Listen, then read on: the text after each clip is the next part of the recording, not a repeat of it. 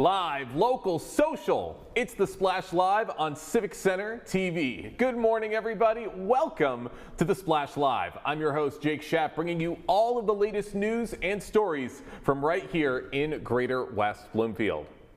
With summer coming to a close, the community celebrated the season and the fun times in Sylvan Lake with the annual Sylvan Lake Ice Cream Social, celebrating 61 years of community fun. Our own Jonathan Montgomery stopped by the event to get the full scoop. Nothing screams summer like ice cream, and here in Sylvan Lake, they've been enjoying that sweet treat for over 60 years. I'm here at the community center to learn more about their ice cream social and how one sweet treat has connected generations for over 60 years. Ice cream social goes back to 1965, and the garden club has always planned it and put it on, and the ladies in the community make homemade cakes and pies or whatever kind of sweet they'd like to make. So they're all fresh, they're all delicious. So it's grown and grown, and it's really a wonderful place, a time for people, especially new people, so they can meet other residents of Sylvan Lake. Sylvan Lake is the fourth smallest community in, I think, in Michigan.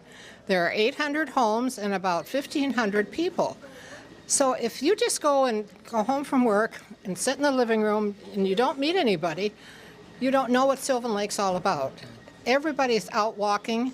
Most people have a dog that they walk, and it's a very, very friendly community. Up here, I mean, it was around when I was a kid, even though I was this time of year playing football up here at the Whitfield High School, middle school. I didn't always make it to all of them, but now moving back here later as an adult, I make it down when I can. So, being a longtime resident here and then, leaving and coming back, how great is it to see something like this still continuing? It's wonderful. It's wonderful. Growing up here as a kid, I'd never realized how fortunate I was. But now coming back as an adult and seeing the community, the lake, of course, the sunsets, it's a nice place to grow up and to live. I mean, little things mean a lot, and this community does give back. And so there's not only just this, but all kinds of activities that are sponsored by individuals in this community. They're donating their time, and it makes this community very unique. It's like you walk down the street, everybody knows your name, and it's just a great feeling of knowing that you've got great neighbors you can count on when you need them, and then enjoy an event like this on a regular basis. Being at the Ice Cream Social today showed me more than just the residents coming out for a sweet treat during the summer. But it shows that this community comes to support each other no matter what it may be, no matter how big or how small, even if it's just a simple scoop of ice cream. For Civic Center TV, I'm Jonathan Montgomery. Big thank you to Jonathan for going out and getting that story. And it's like they were saying, sometimes you ought to go where everybody knows your name. And it sounds like such a wonderful time at this annual ice cream social. The fact that it stood the test of time for 61 years is a big testament to how much it truly means to the Sylvan Lake community. The National Council of Jewish Women for Michigan has launched a $500,000 perpetuity fund campaign to secure the long-term future of its Kosher Meals on Wheels program, ensuring older adults continue receiving nutritious meals and compassionate care for generations to come. Margot Stocker and Susan Gertner with the council recently joined us on the Splash Live to tell us more about this campaign. Thank you both so much for joining us today. Thank you. Thank you. Of course, glad to have you with us. We did a piece on the Meals on Wheels program a few months ago for the Splash Live, learning more about what this is providing within Greater West Bloomfield. Susan, I'm going to start with you. The National Council Jewish Women for Michigan has supported older adults through Kosher Meals on Wheels for more than 50 years. Why was now the right time to launch a $500,000 perpetuity campaign? Well, there's several reasons. One, as we all know, the rising cost of meals, of grocery shopping and so forth. And Epic Kosher, who prepares the meals, has been very generous in keeping the price as low as it can go. But costs continue to rise, and we had some uncertainty about our federal funding for the program. That's our largest funder for the program is through Ageways Nonprofit Services, and it's our federal funding. So if something happens where we don't have that money, that's going to be a major issue for the program. We write grants. Our participants make donations if they can. Many are not even giving anything at this point. So we want to just make sure that this program has the money to go forward with it for years to come. And so that's why we started this program, this fund. Absolutely. This is a program we want to see stick around because it's doing so much good for so many people throughout Greater West Bloomfield and beyond. Margot, for viewers who may not be too familiar with the program, what makes Kosher Meals on Wheels about much more than just delivering a hot meal?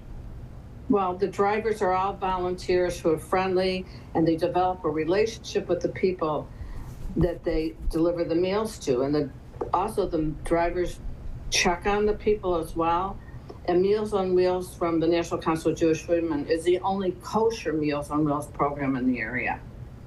That's right. So it's being the main line of support for a lot of these people to give them the food that they need. Now, Susan, the partnership with Jewish Family Service creates an added layer of care. How does that collaboration help protect the health and the well-being of the participants?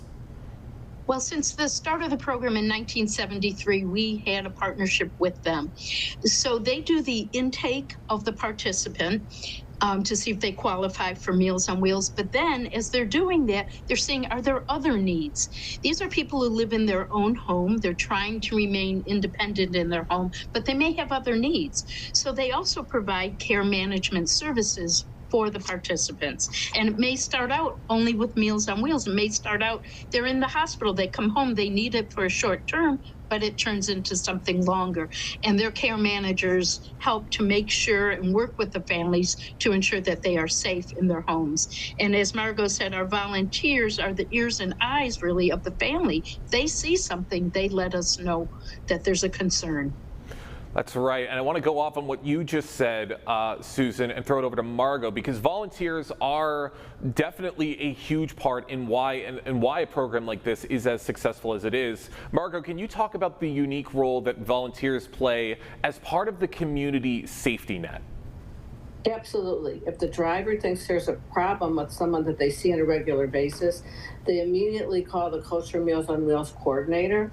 And then if they think it's necessary, they'll call the police for a wellness check. Then there's someone who's checking on the person on a regular basis. And often many of these many times the family members do not live in state or they don't live near them. So the Kosher Meals on Wheels driver and volunteer sees them on a regular basis. And if they think there's something wrong, then they can contact the family or first they contact the coordinator, and then they'll contact the coordinator will contact the families. All the more reason why a program like this needs to stick around and why we need to support it. For those just joining us on the Splash Live, I'm talking with Margot Stocker and Susan Gertner with the National Council of Jewish Women for Michigan, talking about the brand new $500,000 perpetuity fund campaign that is being initiated to secure the future of its long-running Kosher Meals on Wheels program. Now, Susan, annual funding Susan, annual funding has become increasingly challenging. What would the Perpetuity Fund change for the long-term stability of this program? Well, just the cost of the meals is close to $300,000. Then there's many other costs. There's supplies, there's staffing, insurance, and everything. So it's a very expensive program. Kosher meals, kosher food is expensive. So having the fund will help us if we have a deficit in a year.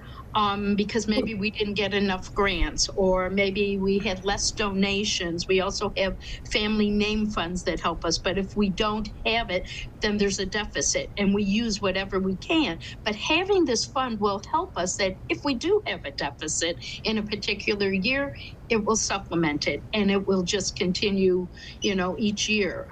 So the fund is really an essential, especially right now with the cost of everything, essential way to ensure the future of this program.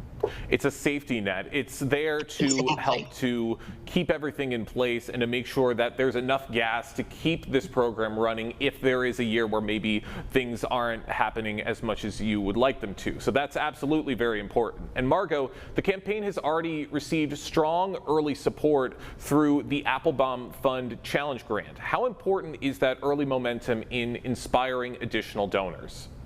Well, it was a grant, and we received 5 donors who each gave $5,000. It was a grant match, excuse me. We received 5 donors who gave $5,000, and then the Apple Fund matched it. We will continue to reach out to more donors since we reached our match.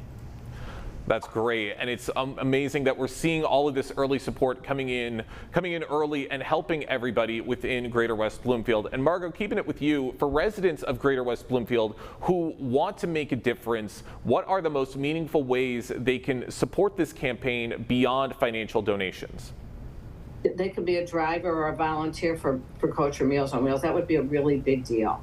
And of course, be a donor. I mean, that's always a good thing. That's right. So many ways you can help out and benefit this incredible program that we want to see sticking around. I got a couple more questions for you guys before we wrap things up, and this question's for both of you. What message would you like to share with families who may be hesitant to ask for help, even when a loved one is homebound and could benefit from this service? Susan, we'll start with you. So, many people see Meals on Wheels as, oh, it's for someone who is low income and in need, but no. What we're doing with this program is helping people to remain independent in their own home. I kind of think of it as the kosher Uber Eats. It's a home delivery program. If you can't get out to do grocery shopping, you can't cook, or, it's a little difficult at this point, to receive a delicious dinner is very helpful, and it helps people with their health and the feeling of independence that they don't need to move into a senior housing. So it's a great program for anyone of any financial need. If you need it temporarily, like I said before, you're coming home from the hospital, or if a family member is caring for you, but they're going out of town, we can help you even temporarily or on an ongoing basis. Margot, same question. I'm going to just reiterate what Susan said. What she said was exactly what I was going to say. It's a big help, and it's significantly less money than having Uber or any of the other food delivered, and so it's home cooked meals. So I think that's a big deal. That's right. That's how you know you're getting something good to eat with this program. It's the food that you're getting, and it's just making you feel warm inside, and it's making you know that you have everything that you need. Susan, last question before we wrap things up. Looking ahead, what would success look like once the $500,000 goal is reached, and what legacy do you hope this campaign leaves for future generations of older adults? So for National Council of Jewish Women Michigan, we were established in 1891, and volunteers over all these years have found a need in the community and then developed a project or a program to meet that need. And that's what they did with Kosher Meals on Wheels in 1973. Having this fund will help us to make sure that we're going to continue providing and meeting this essential need in our community for years to come, and ensuring that there's funding for it. We're looking at individuals, we're looking at businesses, anyone I'm happy to talk to anyone. So thank you. We're caring about our community members, and that's what NCJW Michigan is about. That's absolutely right. So we want to see as many people helping out with this campaign as we possibly can. Margot, Susan, thank you both so much for joining us today here on the Splash Live. Thank you for having us. $500,000, $500,000. That is the campaign. That is the goal, to secure the future of this long-running program. Kosher Meals on Wheels does so much good throughout the Greater West Bloomfield community. And we actually did a package for Kosher Meals on Wheels just a few months ago. You can check that out on civiccentertv.com and all of our social medias to gain a little more information and to see firsthand what this program does throughout the community. So a big thank you to Margot and Susan for taking the time to talk with us on the Splash Live and for telling us more about this campaign. Over at Art Leaders Gallery in West Bloomfield, there's still a couple more chances for residents to witness art and creativity in action. All throughout the month of August, a family of 3 talented artists hailing from Ukraine have been in residency at the gallery, creating a multitude of beautiful pieces and making creations that you can take home yourself. I spoke with the artists as well as Candace Gorman from Art Leaders to hear what residents can experience when they stop by the gallery. We have here 3 Ukrainian artists. Actually, one of them came here from Spain, Natasha, who is the daughter of Konstantin Savchenko, and then we have Anastasia Skrileva. Anastasia, as well as Konstantin, have been with the gallery for quite a few years. They do this wonderful impasto technique with that brilliant texture that you're going to probably see here behind me very shortly. And Natalia, who goes by Natasha, she came from Spain just a few days ago. She just got over her flight tiredness and is now creating these amazing, wonderful pieces. She's new to us here at the gallery, and we're really excited to have all of them here. As Candace said, it's my first time here, and the first time being here, and actually I have kind of history, because I'm only working as an artist for a year and a half. Like a little bit more. I worked as a front-end developer before, but it's like art is in my blood. My father is an artist, whole family are artists, so I started and I'm enjoying here. And for me right now here at Art Leaders Gallery, it's like a huge opportunity, so I'm enjoying it. What is it like to be showcasing your many wonderful pieces of art right here at Art Leaders Gallery in West Bloomfield? Я очень благодарна галерее. First of all, I'm really grateful for this opportunity. I'm very happy, and I'm making my art pieces in different styles, and I can do whatever people like it's flowers, bouquet, landscape, and so on. It feels awesome because you can make art with your family all together, because in Ukraine, in Kharkiv, I create my art pieces by myself. We were like separated, and now it's like so valuable, and I appreciate it a lot. They're going to be creating here every day through the month of August. And what's really neat is not only are we an art gallery right now, but we're an artist studio. And you can come on in, watch them do what they do best, watch them create these wonderful pieces. You can even ask them to create your own custom piece while you're here, which is really, really fun, and watch it be done right in front of you. It's phenomenal to see within even 10 minutes and 30 minutes what they come up with and how just out of nowhere this imagery comes alive on the canvas. So I think one thing that I'm taking away from this is the level of experience we see in all 3 of these artists and how quickly they're able to make these wonderful paintings that many of us can only dream about doing. Their talent is unmatched. What are you hoping that residents take away and experience when they see your artwork firsthand? I paint a lot of years, I'm real professional, but my technique is more not from mind, it's from heart. It's need a lot of experience to paint like this. I teach Anastasia about 10 years, palette knife, more expressions. And people who see my pictures feel my heart and all my soul.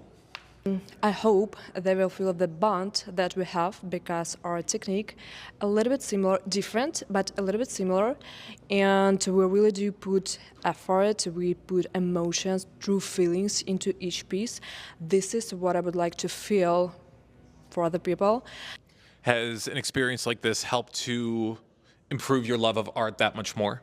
This experience, of course. First of all, of this beautiful gallery, this environment, supporting people. Yeah, sure do. It's a beautiful experience seeing all of this artwork, and seeing it being created right there in the gallery is such an amazing experience. And there's only a few more days to check it out. So if you have not stopped by Art Leaders Gallery already to see these amazing artists in action, I highly recommend you do so and to see the magic firsthand.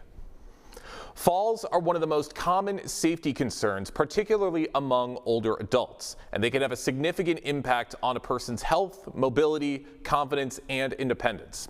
West Bloomfield Parks and Rec, in partnership with Henry Ford West Bloomfield Hospital, is helping to raise awareness about fall prevention and senior safety in the community. Here to tell us more is Nicole Matthews with Henry Ford West Bloomfield Hospital. Nicole, thank you so much for joining us today. Hi, thank you for having me. Yes, as we go into fall, yes, we need to focus on falls.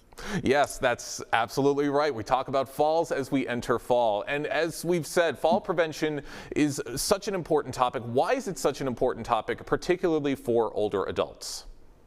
Of course, and Fall Prevention Awareness Week is coming up on September 21st. It begins, so it's really our time to focus on why our older adults in West Bloomfield have risks that we can address. We have such a high number of prevalence and incidents in West Bloomfield of falls. We have a higher older adult population, and at our hospital, we see so many falls that really are preventable. So if we can work on this, now is the time to really have that conversation and start that conversation with our loved ones, please. Of course, always important to have these conversations wherever and whenever they may be. And Nicole, what are some of the most common reasons people experience falls at their home? Definitely related to mobility and weakness is a prime focus. In our homes, we have risk reduction opportunities, slips and trips and prevention around those falls. And then medications are a really high contributor to that risk factor also. We have so many opportunities to look at what our specific needs are personally, because we know that 85% of our trauma visits are coming into our emergency to visit our department pretty much each year. And that having that conversation again, increasing our risks related to weakness, our imbalance, increasing our circulation. These are all things that can lower the experience of those falls at home. That's right. And I want to touch on that just a little bit more, the risk factors, the warning signs that families should watch for. What are some big ones families should be aware of that maybe they don't realize right off the bat? Yes, families should look at key contributor, key warning sign is general imbalance.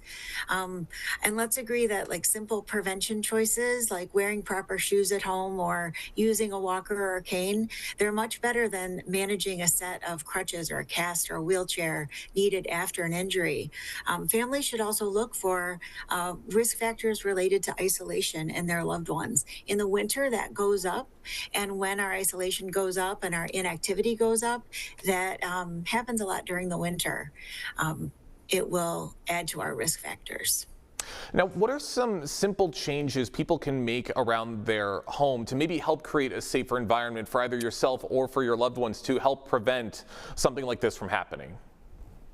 Definitely. Trip hazards, removing cords and rugs and clutter that can be on the floor. Also improving lighting, ensuring that there's no water on floors in the bathroom and slippery surfaces in the kitchen too.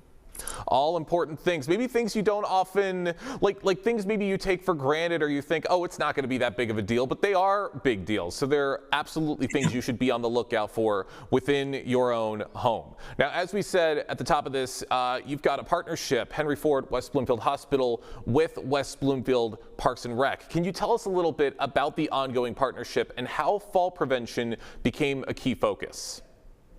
Definitely looking at the West Bloomfield highest risk factors, the risk areas, and then our opportunities to create opportunities for growth and opposing those risk factors with our risk reduction strategies. It was EMS, West Bloomfield Hospital, as well as the parks. And about 4 years ago, we started a partnership around senior safety. Watching our ability to move the needle and plug seniors into services. Of course, the parks is crucial with that. And then we looked at about 20% of our EMS runs in West Bloomfield that are related to falls, specifically how to get more information into people's hands and lower those risks. So it's been a successful partnership. We're grateful for that. That's amazing, because again, we want to make sure we have this information out there and people are aware of any way that they can help or they can prevent that they can prevent falls. Now, how can medications or maybe changes in medications affect someone's risk of falling? So definitely medications contribute, specifically around blood pressure. So we know that if someone has a hospitalization, they should recheck their medications and remove old ones so we don't double up. We know that talking to the pharmacist to have our medications checked and double checked for risks of dizziness, super important. And I'd be remiss if I didn't talk about blood pressure and hypotension. If we stand up too fast, that there is that risk of, we have to wait. We need our blood to distribute. And before we start walking, or we need to sit at the edge of the bed before standing up. We don't want to do things too quickly. That hypotension related to blood pressure can create a very high risk for falls. Yeah, I've definitely felt that a couple times, standing up too quickly and that head rush. It can knock you out for just a little bit. So yes, important to take your time and to make sure that doesn't happen. For those just joining us on the Splash Live, I'm talking with Nicole Matthews with the Henry Ford West Bloomfield Hospital, talking about their ongoing partnership with West Bloomfield Parks and Recreation for fall prevention and fall safety. Now, Nicole, how important would you say are strength, balance, and regular physical activity when it comes to preventing falls? Definitely movement matters. We need to increase our coordination, improve our balance.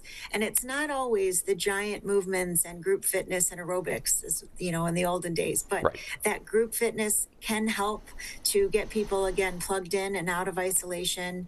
Moving small muscles, really our ankles and our feet contribute so much to our balance and catch us if we start to fall down.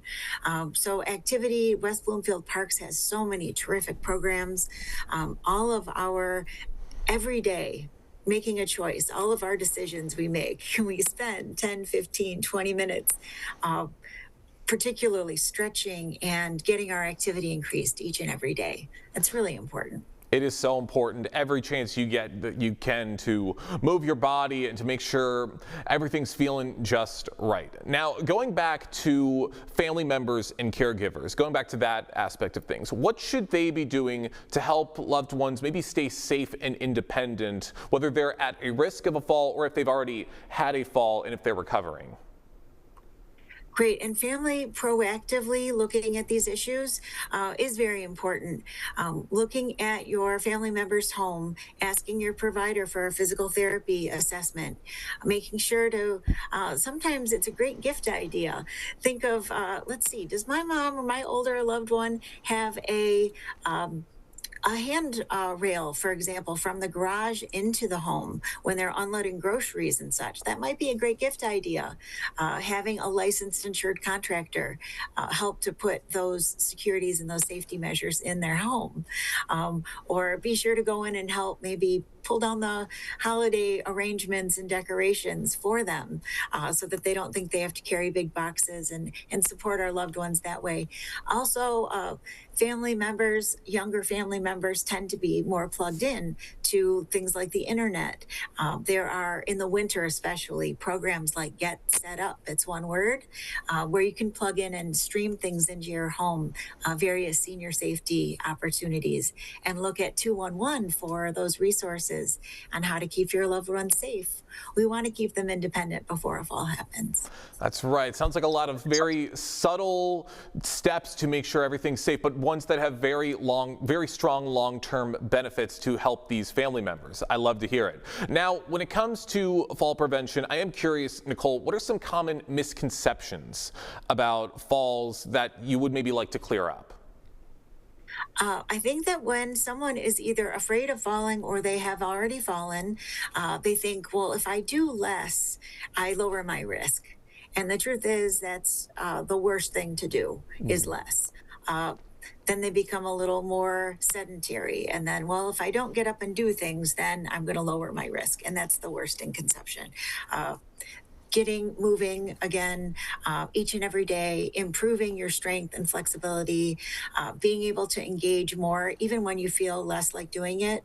We know that if there is already a fall, and again, that fear of falling, it increases the risk factors for more falls and more falls injuries. And I have to mention that 1 in 4 older adults over 65 each year falls. The statistics are quite staggering, over 14 million falls in the U.S.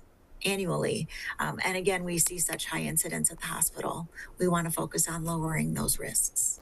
Absolutely. That's what we want to keep seeing. We want to see help like this and information out there to help as many people as possible. Nicole, last question before we wrap things up. Above all else, what is your biggest piece of advice for someone who wants to take proactive steps today to reduce their risk of falling? Get medical clearance and increase activity. That's kind of first and foremost. If you choose to add a fitness program into your life, do so. Just start small. Don't be overwhelmed and intimidated. It's better to have supports instead of, and maybe not need them, instead of not have them. So something like a walker that's fitted by a physical therapist, or using a cane. These are very important on the day-to-day. And then probably the last thing is talk to your provider and tell your family and get the support needed. Always get that support and make sure that you are in the safest hands you could possibly be. Nicole, thank you so much for joining us today here on the Splash Live. Thank you for having me. Of course, a wonderful conversation and a very informative conversation for everybody to be aware of. We don't want to be seeing anybody falling this fall or any time of the year. So make sure that you remember this information and to keep your family members safe if they are at risk for something like this in the future. We're currently reaching the end of August, which is also National Emergency Management Awareness Month. This month recognizes the critical work of emergency management professionals who help communities prepare for, respond to, recover from, and mitigate the impacts of disasters. Tom Hardesty, the Director of Emergency Management and Homeland Security for Oakland County, joined us on The Splash recently to share some important tips for families to remember all year long. Why the emphasis during the month of August on emergency management? How is that put forth by your department? Well, National Emergency Management Awareness Month, it gives us here at Oakland County an opportunity to highlight the importance of preparedness and to work with our emergency management partners. While specific activities for this month vary from year to year, they commonly include things like us pushing out, sharing more information on public preparedness, through our county website, social media, encouraging residents to build emergency kits, make a family communications plan, and stay informed about local hazards. We also meet with our local municipalities, including police, fire, EMS, city officials, hospitals, and remind them that we're a resource for them in a time of need. And this is a relatively new Awareness Month being put forth and being recognized by Oakland County. The resources being so important for local residents here in Greater West Bloomfield and their neighboring communities. As you push emergency management, emergency preparedness, all that encompasses, how does Oakland County assist the local resident, the person watching right now, to help them prepare themselves and their loved ones for if and when disaster strikes their community? Yeah, this National Emergency Management Awareness Month, it's gained recognition, and it gives us here at Oakland County a chance to highlight the work that's always been happening behind the scenes. This observance, it provides us a dedicated time to elevate this public awareness with preparedness messaging, share specific things the public can use, like emergency planning resources that we have, recognize those partnerships that are out there that support disaster response, and encourage residents to take practical preparedness steps for themselves. And while it's a year-round responsibility, having a designated awareness month, it helps bring greater visibility to these efforts. It creates a natural opportunity to engage with residents. We want to talk to them about having an emergency kit. What does that mean? Having a family communication plan. Where do they get emergency information from? Emergency alerts. Having community resilience. While recognizing also the collaboration that goes on among local governments, with first responders, with public health agencies, with schools, healthcare partners, nonprofits, volunteers. All these things are partnerships that are important for emergency management. But more broadly, these awareness campaigns like this help to shift the conversation from responding to disasters to helping prepare for them. We want to encourage everyone to view preparedness as a shared responsibility. It's not just, your government's going to come in and save it, but what things can you do to be more prepared ahead of time? And it is unfortunately something that the reality of life would show.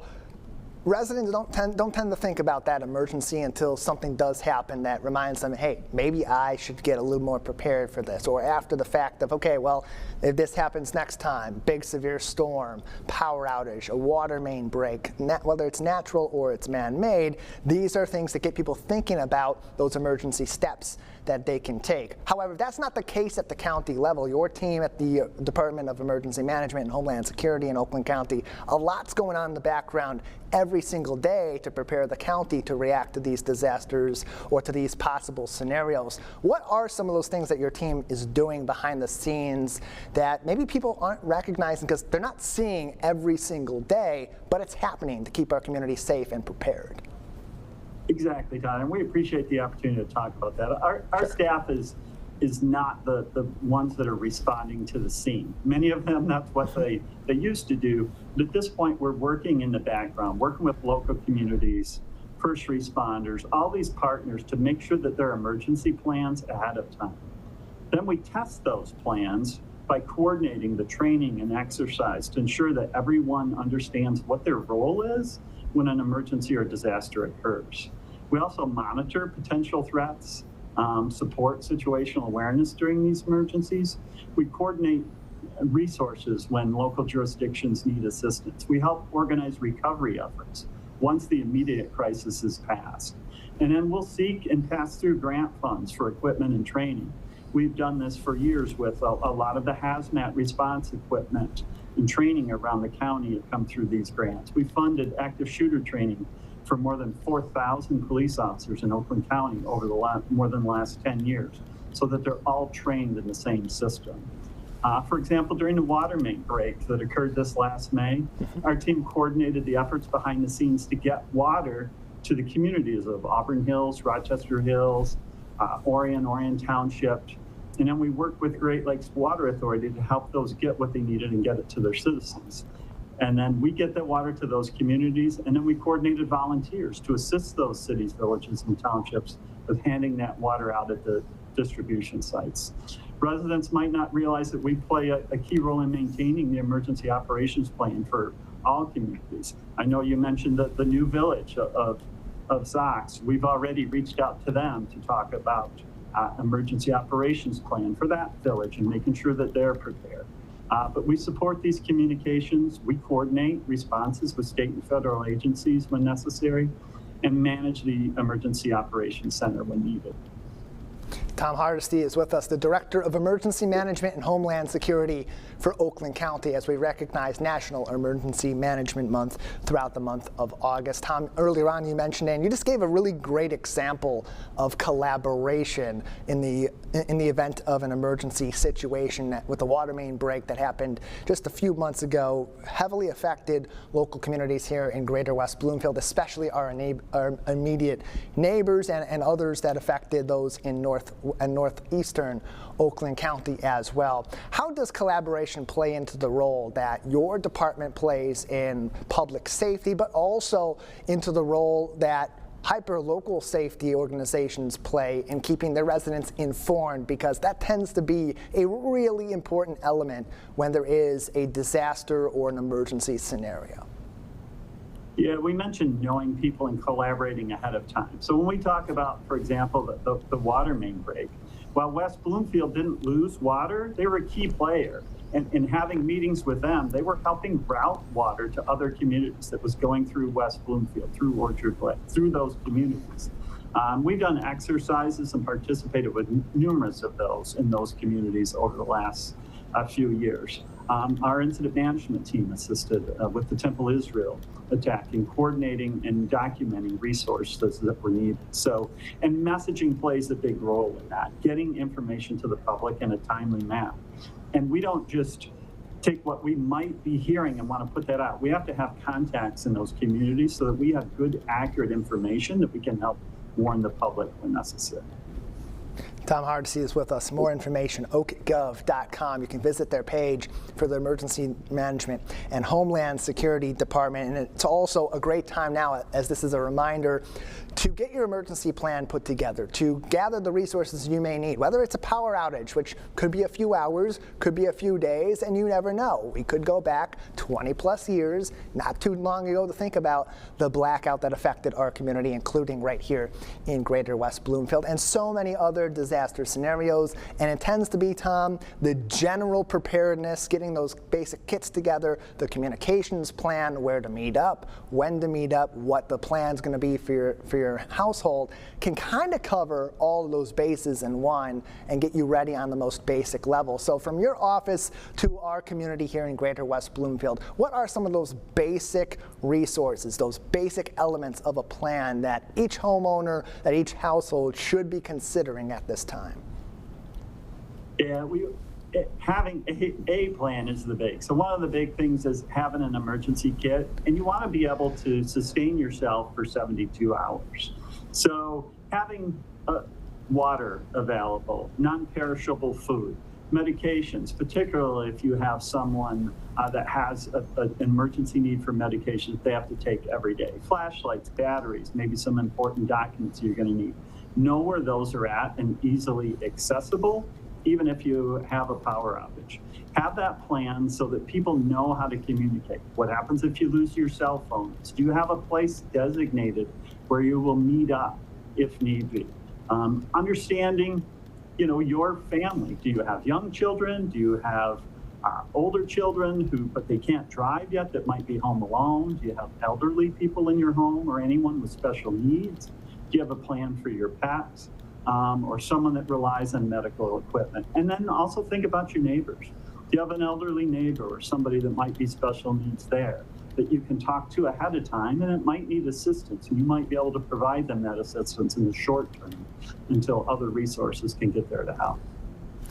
More information, oakgov.com. You'll find a wide variety of information on emergency management from the county level. Also a great idea to speak to your local police department, talk to the local fire department. What should be part of that plan if there's an emergency in the local area, or even just that family emergency? Where are you going to meet up when there's some big information that you need to get out to the family? You need to have that collaboration to figure out the next steps. All part of what Emergency Management Month is all about. Tom, before we let you go, a couple more minutes. Technology plays such a big role in emergency management, especially from the communications side. I want to give you a minute to talk about how communication, and especially the technology element of emergency management, has aided your office and local organizations in public safety in making an even stronger effort to prepare our community for these various scenarios. Absolutely. Technology is transforming the way we prepare for, respond to, and communicate during emergencies.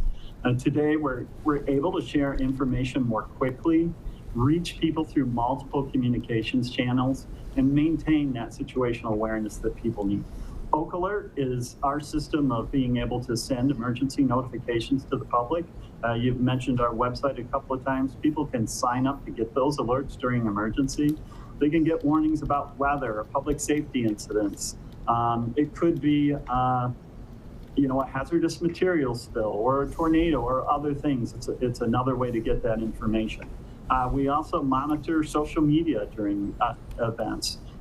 Understand who your trusted news outlets are to get information from. Our goal is to deliver accurate, actionable information as quickly as possible so that people can make informed decisions to protect themselves and their family. And technology is a powerful tool, but it's only effective when it's paired with strong partnerships so that, again, we're getting accurate information. Emergencies rarely affect just one agency or one community. So our ability to coordinate with different jurisdictions and disciplines is one of our greatest strengths. And those relationships are built a long time and through the emergency planning process, training and exercise, which allows everyone to work together. But at the same time, we encourage residents to have multiple ways to receive information. Don't rely on just one. Be able to get emergency alerts on your phone, text messages, have a weather radio, have your trusted media source, have multiple ways so that you're not relying on just one avenue in case that isn't available during an emergency. And know where those resources are to help you on the local level, the regional level, the statewide, national level as well, so that you can have a full breadth of that preparation. Tom, thank you so much for joining us, and thank you for this very important information as we recognize National Emergency Management Month. Thank you, Zach. Emergencies can happen at any time and in any scenario, so it's important to have this information out there and to know what to do should something like this occur. So big thank you to Tom Hardesty for joining us on the Splash Live and for telling us this important information. Michigan-based Ringo Award-winning author and graphic novelist Jason Douglas is bringing his work to Schuler Books on September 9th for a special community event celebrating his award-winning graphic novel, Jane American. The event gives readers an opportunity to meet Douglas, learn more about the deeply personal inspiration behind the story, and explore his journey from a longtime public school teacher to an award-winning comic book creator. The author, Jason Douglas, joins us on the Splash Live now to tell us more. Jason, thank you so much for joining us today. Oh, my pleasure. Thank you very much for having me. Of course, this sounds like a really, really cool event that's coming up very, very soon at Schuler Books, talking about your book, Jane American. Now, for someone hearing about Jane American for the first time, how would you describe the story and how would you describe Jane herself? So Jane American is a World War II coming-of-age tale. It's a graphic novel, full color, about 144 pages, that tells a story of Jane living a life of family, stability, and hope during the war years until she isn't. Until the war comes literally knocking at her door, bringing tragedy with it, and changing her in unbelievable ways that are better left hidden. Insert your metaphor here. Now, the end of the war comes and reality sets in. Dad is not coming home. Society has determined that mom can no longer be a Rosie the Riveter and support her family, and it leaves young Jane with a choice. Stay safe, stay hidden, or embrace who she really is and now what she can truly do for the sake of everybody that she loves. It's full of those universal, relatable, and age-appropriate from 9 to 90 themes about identity, about self-worth, about you being you in a world that tells you that's not okay.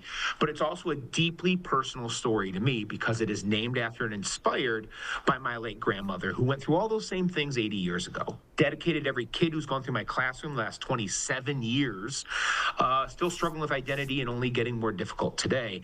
And then much more freshly dedicated to my late grandfather, who at the age of 99, when he realized he was not going to see 100, made me promise that this story that he was my research wingman at the beginning of this process on, and contains the name and likeness of his high school sweetheart, my grandmother, would see print. Jason, I could tell you are a storyteller because I am already hooked. That sounds amazing. This sounds like a very, very interesting story. And I'm curious because, as you said, this is a deeply personal story inspired by your late grandmother. What was it about her life that inspired you to turn her story into a graphic novel? Oh, before I even answer that, I gotta be honest with you. Listen, my day job is trying to convince 180 teenagers every single day that grammar isn't boring. If I can't weave a good tale and tell a garbage joke about nouns, they're gonna eat me alive. So of course I can do that. But look, you know, my grandmother went through a lot of that. My grandmother had one of those wartime jobs that was no longer an option to her after the war closed, and had to kind of make that decision about what were her hopes and dreams and what society told her was proper and normal at the time. And even at the end of her life, like when I was talking to her about some of those bigger themes, well past my childhood, she never once regretted becoming a wife and a mother and living that life. Certainly, I wouldn't be here if she didn't. But she also then got to kind of relive and re-embrace some of those dreams that she left behind because my grandparents were both heavily involved in the service organization Kiwanis. In fact, my grandfather was president of Kiwanis International in the late 80s. And she got to travel the world and meet world leaders and write speeches and give speeches and craft programs that brought a lot of goodness to kids in need across the world. And connecting that idea with this book that I wrote, that hopefully brings a very positive message to, again, readers from 9 to 90, but especially young readers, kind of feels full circle to me. I love that. And your grandparents sound like amazing people. It's great that you're able to capture your grandmother and to tell her and to have that inspiration serve as such an important part of this story. And as you've said, one of the major themes is identity and self-worth when it comes to this story. What do you hope young readers take away from Jane's journey? We answer the question by asking the question. Like that's it right there. That's the crux, right?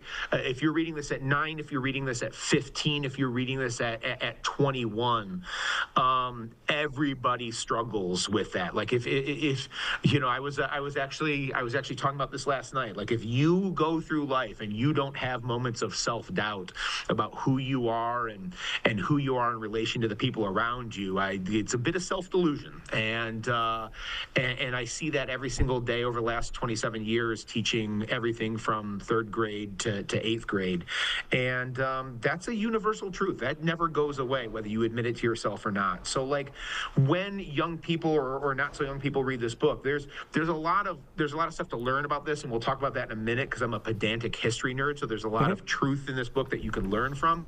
But also just that idea that you being you is okay, right? And you can find your people. And even at your lowest moment of self-doubt, it will get better. And you have a spot in the world that is unique to you and an important contribution to the people and the community and your family around you. I love it, Jason. I absolutely love it. And it's great that you are taking these readers on such a journey with this book. Now, you touched on this just a little bit ago, but you've also spent 26 years as a public school teacher. How has your experience in the classroom influenced the stories that you create? So year 27 starts on Monday. If you can look from the background, I'm here at school right now setting up the classroom. Honestly, it's kind of it's a funny thing that you asked this.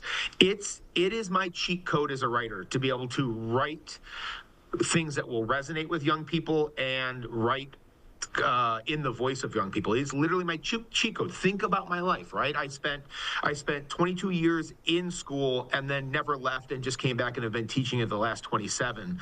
So like that idea of I spend 7 hours a day, 5 days a week, 9 months a year with people, at home. And according to my wife, this is a negative because I don't necessarily mature emotionally and humor-wise past whatever grade level I'm teaching, but it allows me to reach back in time and remember, the time travel gap between me and my teenage years, even though it is literally decades, is smaller because I hang out with teenagers every single day and I listen to them talk and we deal with their problems and their issues.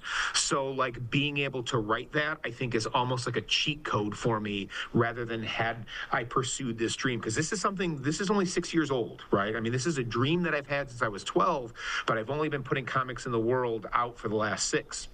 And so had I chosen a different career, I don't know that ability, whatever writing chops I have, and that's, up to you to decide when you read things that I write.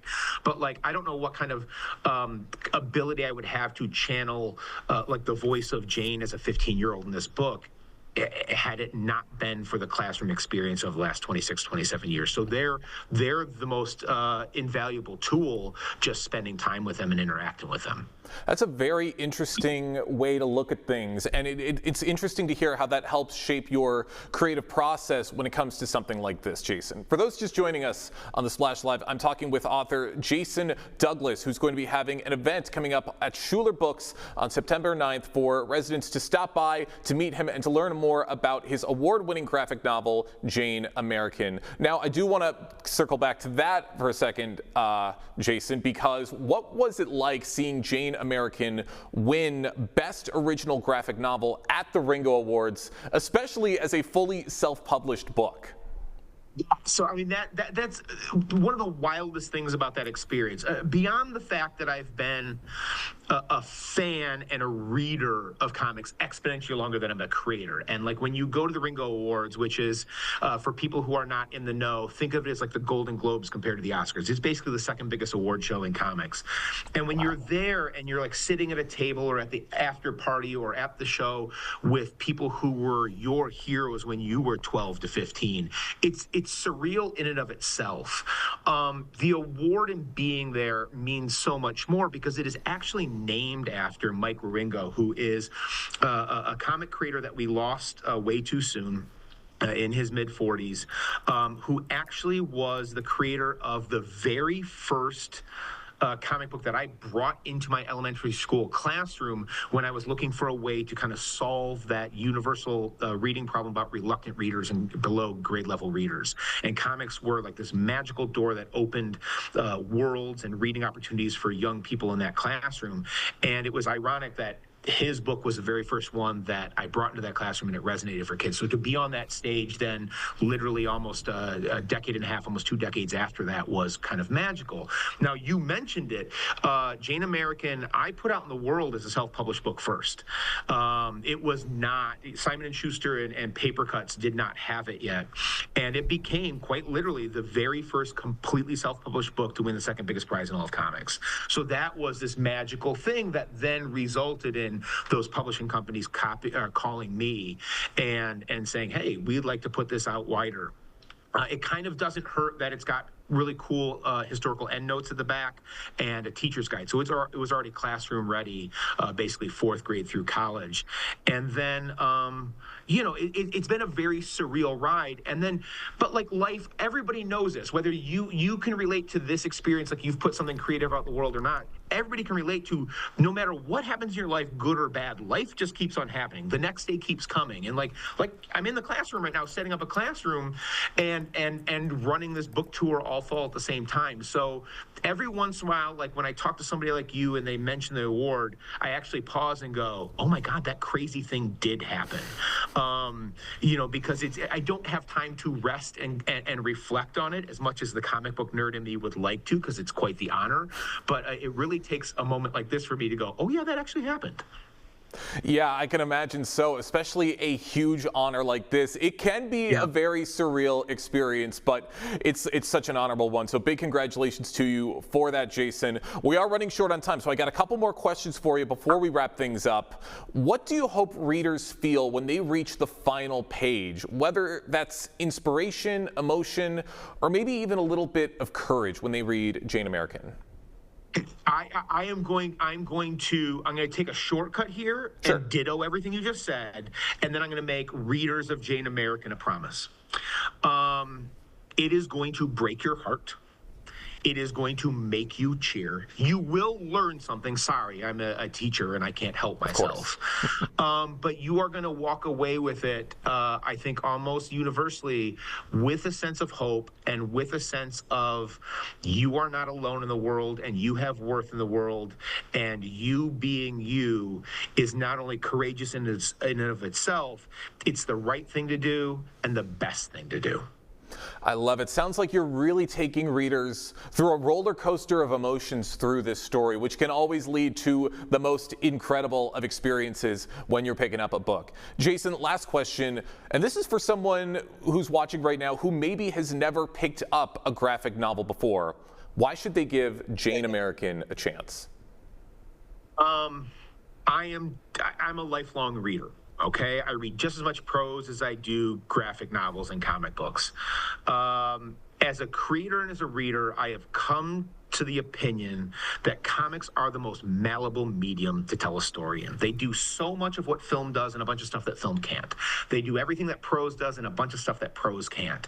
And there are studies out there that show, especially for young readers and reluctant readers and below grade level readers, that there are two different parts of your brain that are working at the same time, following the narrative storyline and the graphic storyline. It's really good for you as a reader too.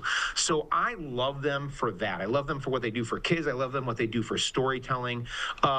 You know, America, there's a slight stigma against it. It's high art in Europe. Here, because we attached the superhero thing in the mid to late 30s, it's never kind of shaken that. But give it a shot, because especially smaller press books and stuff that's not necessarily full on superheroes and capes and tights and things, like any type of story can be told in a way that you can't see it in a novel and stuff that film can't do too. So check it out. And then come and see me at Schuler's on the 9th. And if you just go to their website, if you go to the Schuler's book, the West Bloomfield branch, there's an RSVP thing there, and I'm going to be telling a tale and signing copies of the book. All right, sounds like a very, very fun event for everybody to check out, whether you're a fan of the novel or whether you're a fan of the graphic novel or you're hearing about it for the very first time. This is going to be a very, very fun time. Jason, thank you so much for joining us today here on The Splash Live. It was absolutely my pleasure. Thank you very much for having me. Once again, the event at Schuler Books is going to be taking place on September 9th in West Bloomfield.